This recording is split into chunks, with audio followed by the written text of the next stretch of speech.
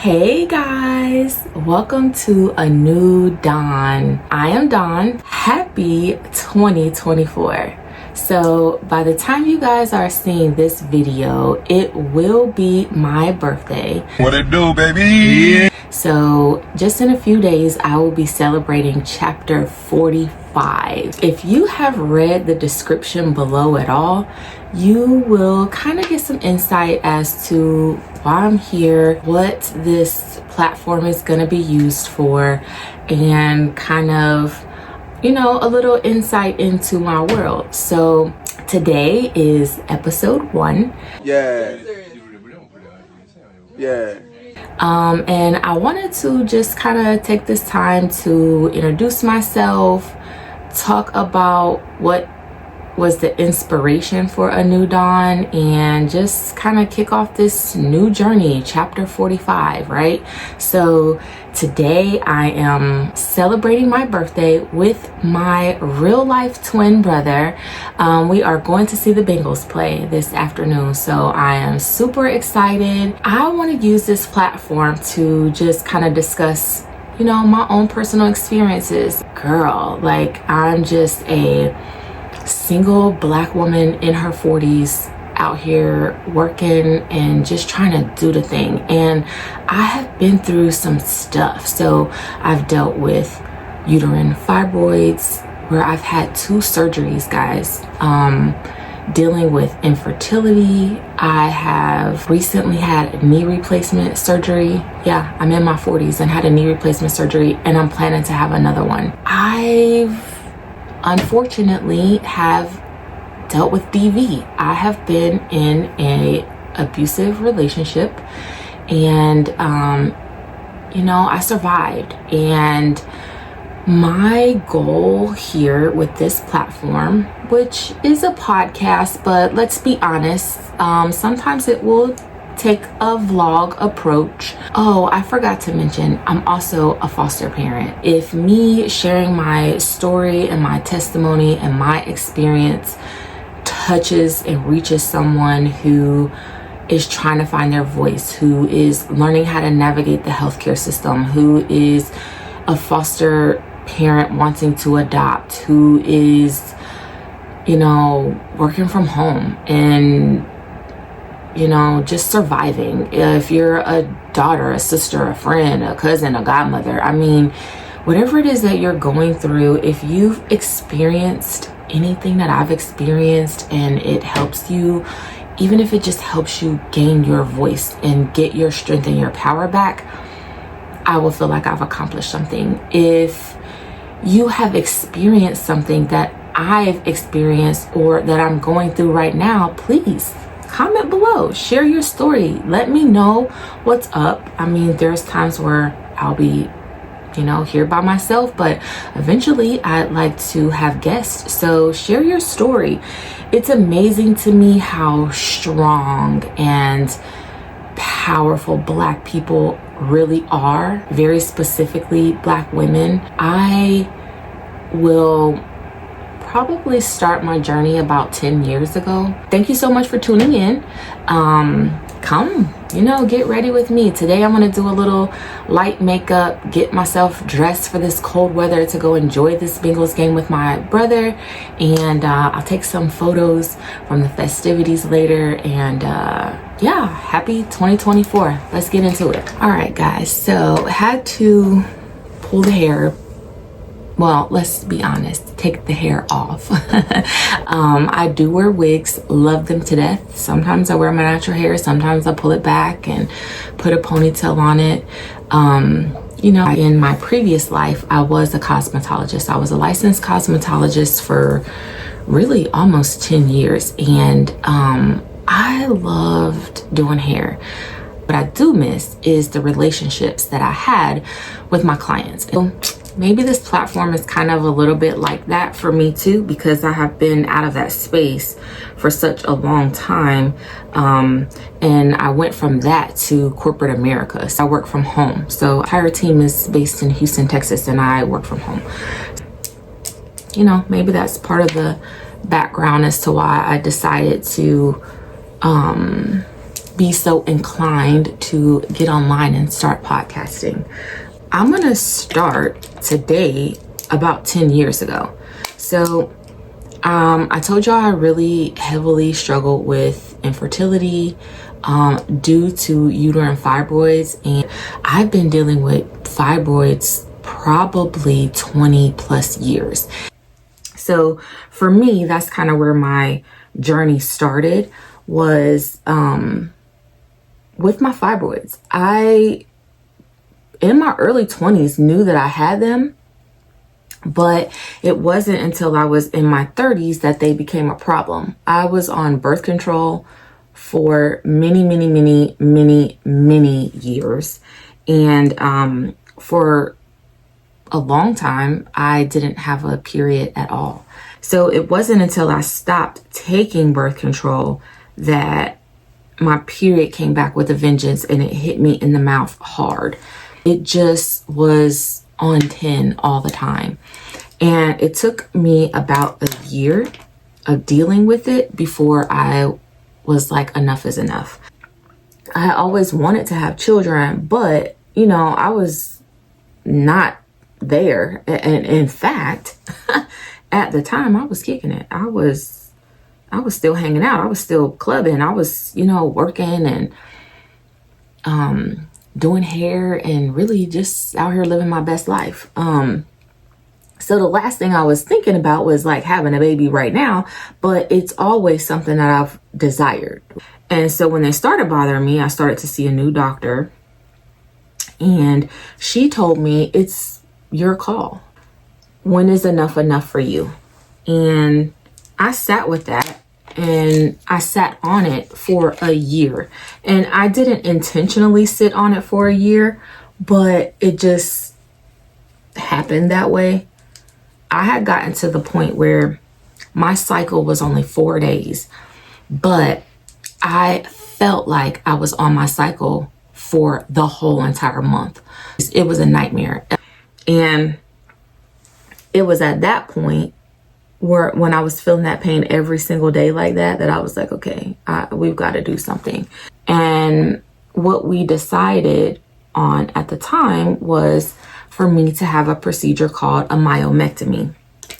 A myomectomy is a procedure done to remove the fibroids from your uterus. And the idea is to preserve your uterus so that you can have children.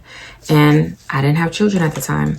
And again, even though at the moment I wasn't trying to have children, I desperately and have always desired to have a child. Children, actually. At the time, I had 4 fibroids. One of them was this big, guys. The other one was about the size of a grapefruit. And then I had another one about like this. And then a really small one that was real close to my ovaries. So she told me the best way to get rid of them was a hysterectomy. And I wasn't expected to hear that. I cried tears right there in the doctor's office. And then she circled back and was like, well, maybe we can do something else. So she talked to me about 3 other procedures, and we landed on the myomectomy to preserve my uterus. So that's part of my journey too. And that's part of really learning how to be an advocate for yourself, because what a lot of these doctors will tell you, especially as Black and brown women, is that, oh, don't worry about these fibroids. If they're not bothering you, you don't bother them. Terrible advice. But also, when they are bothering you, the first thing they jump to is hysterectomy, take it out. And you're like, wait, there's nothing in between.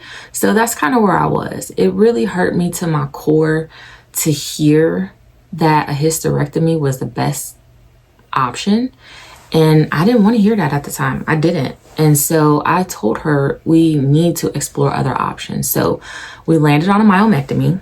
And I ended up having surgery in May of 2013. And because the size of my fibroids were so big, she had to cut me open like a C-section. So I have a incision in my lower abdomen. They go in, they take it out, you go home, you recover, and you go on about your life. Thing about it is you still have a uterus, so you can for sure get fibroids back. And that's what happened. And as a woman, having to have a surgery, having an operation on the thing that you feel like makes you a woman is like devastating, right? So I started feeling like, oh my gosh, what am I gonna do now? Well, I had a friend in Dallas, Texas, and she had been there for a while. Talked about how much I loved it and I wanted to move there. And it was when I had my surgery that I really was like, I need to stop playing around. Like, I had wanted to relocate. This is the perfect time, right? And in my mind, you know, honestly, I was thinking, now my clock is ticking, right? My timetable is ticking because I just had this surgery to remove these fibroids that have been causing me problems, but I am trying to preserve my uterus so I can have a kid, but I'm not dating. I'm not even dating anybody. So in my mind, I was like, we gotta go. You know, we gotta find somebody. We gotta do this thing. I don't know what I was thinking. I just always felt like in Dallas, it was just, you know, endless opportunity to do things, to meet people, to, you know, just create a new life for yourself. So I met a lot of beautiful people in Dallas. I had experienced a lot while I was there. I really learned a lot about myself when I was in Dallas. I really grew a lot. In probably 2015, ended up finding a nodule in my thyroid, resting on my thyroid. It was a pretty good size. Probably 2015, like maybe the latter part of 2015, like maybe September-ish.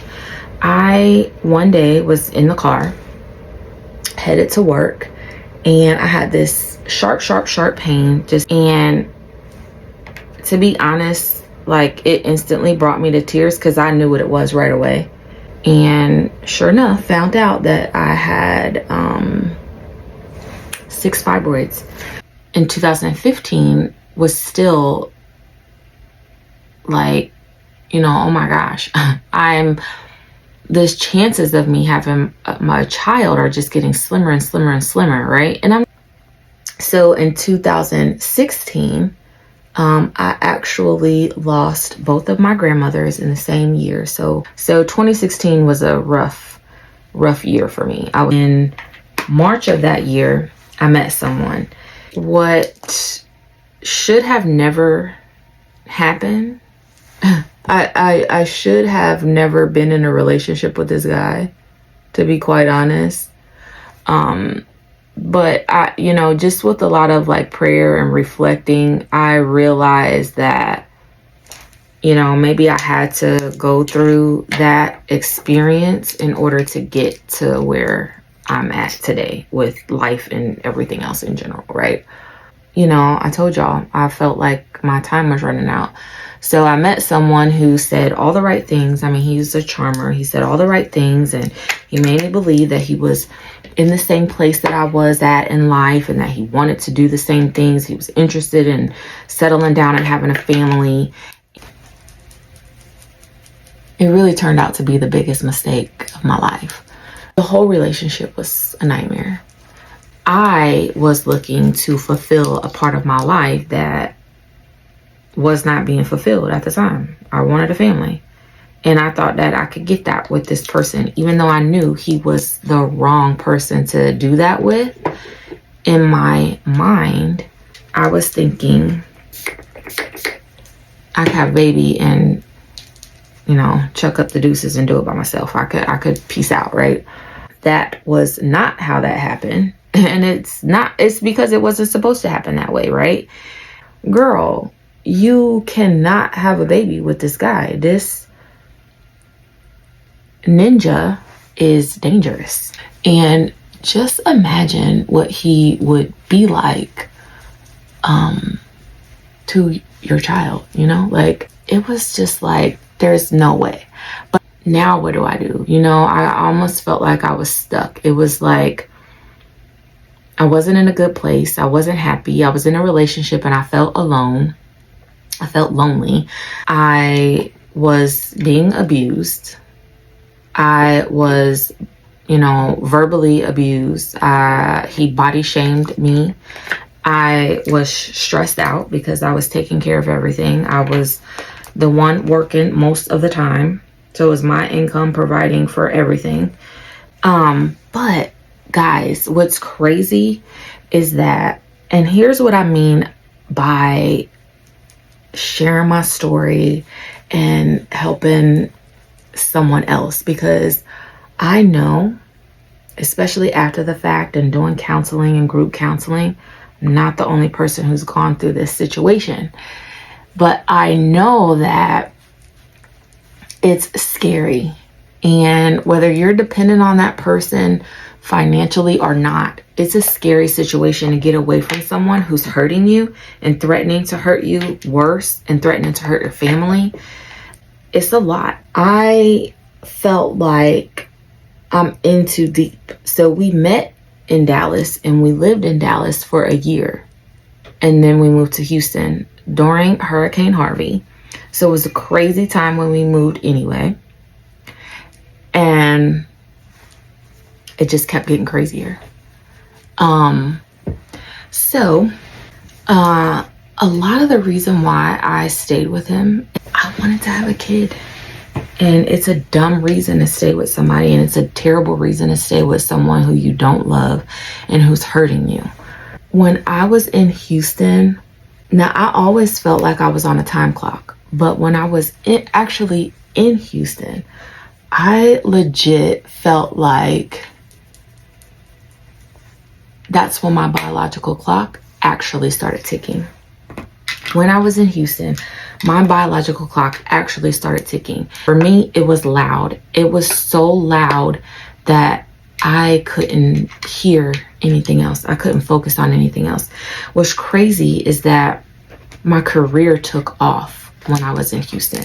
So my professional life was just amazing when I was in Houston. But my personal life was in a shambles. And I started to lose sight of my dreams. I started to, I was a zombie. I wasn't myself. I didn't dream anymore. I didn't have a purpose anymore. I didn't have goals for myself anymore.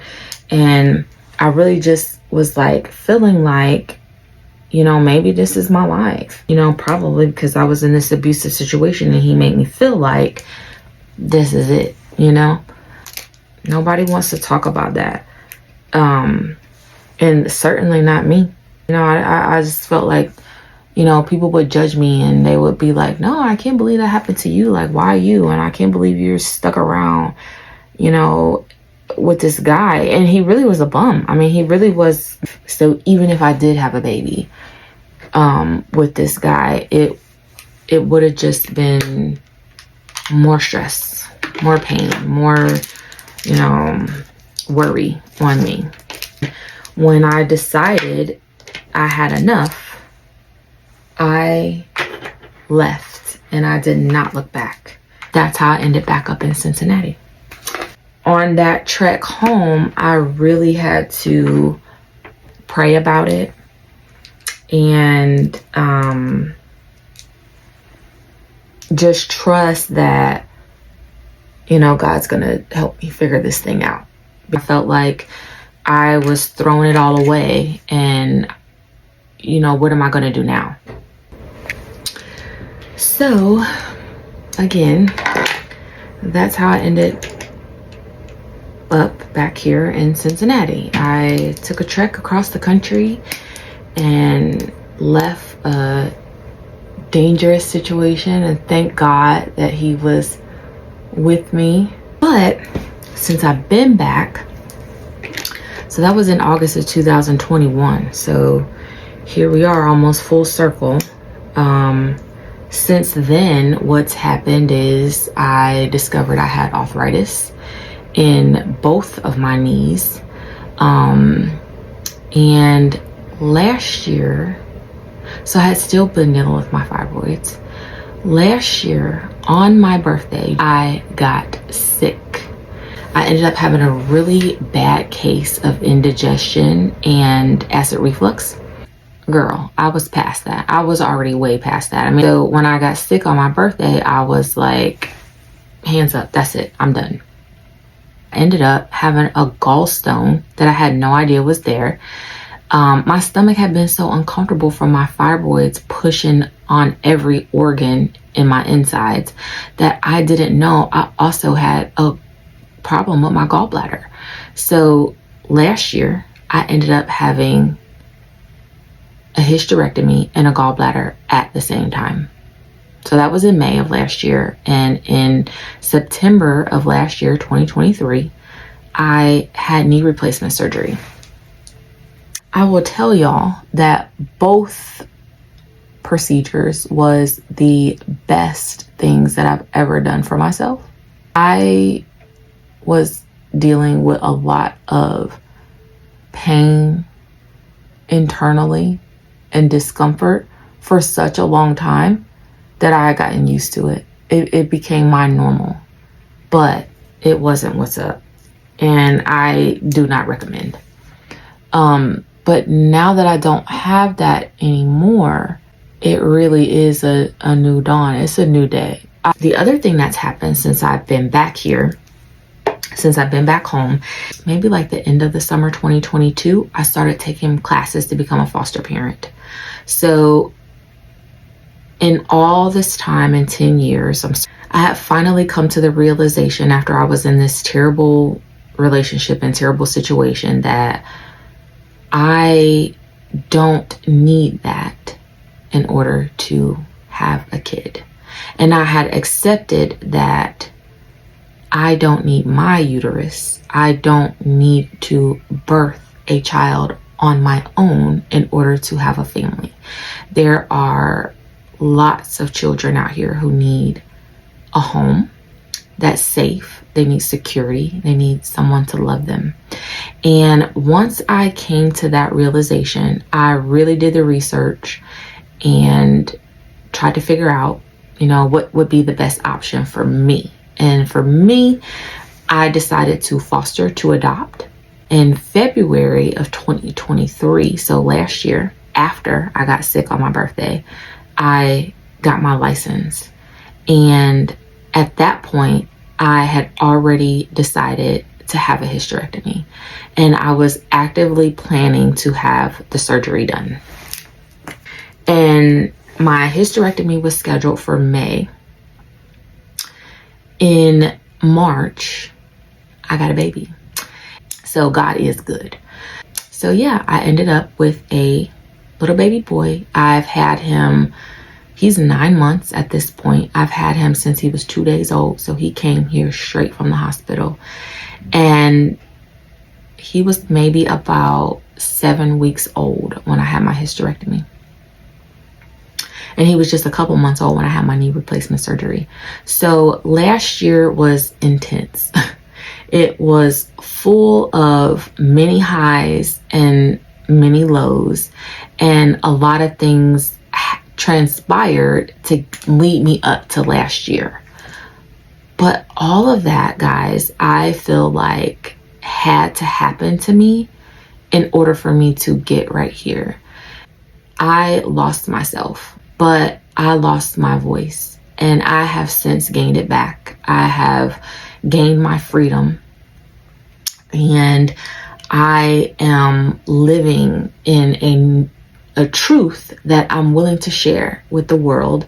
But I've also learned how to speak up for myself and be an advocate for myself. So that's what this is about. But I just want to talk to you guys like really about, my real life experiences. So it wasn't until I realized that, and I trusted in God, that my uterus is no longer serving me a purpose. And there is a different way for me to get what I desire. It wasn't until then that a baby showed up. And that's when I realized that has been my purpose all along. You know, you don't necessarily have to birth a child to be a mom, to love somebody, to care for someone, to provide them a life that they may not have ever had they not met you. And that's what it's about. I am doing this thing all by myself, a single parent at almost 45 years old. I mean, it's crazy. Like, what am I thinking? But it's a blessing, and it's the best thing that I've ever done in my life. I know I'm not the only mom out here who's been on this journey before. Or dad, for that matter. But, you know, we always figure it out. As people, we always figure it out. So this is my face for today. Here it is. Give me a second. I'm gonna go put my hair back on and change my clothes real quick so y'all can see the fit before I leave the house, and then I'll take some photos from later today. So all right, so here we are, hair on, makeup done, got my Bengals gear on. I'm ready to go. I'm actually not all the way ready to go, but I'm a little bit ready to go. That's it. That's me, guys. That is the introduction to A New Dawn. So make sure you like, you follow, you subscribe, put it in the comments. First of all, by the time you guys see this, it will be my birthday. So please wish me a happy birthday. Going into chapter 45. I'm super ecstatic. I'm really excited to be celebrating my birthday today with my twin brother. So yeah, I'll take some pictures later today. But again, welcome to A New Dawn.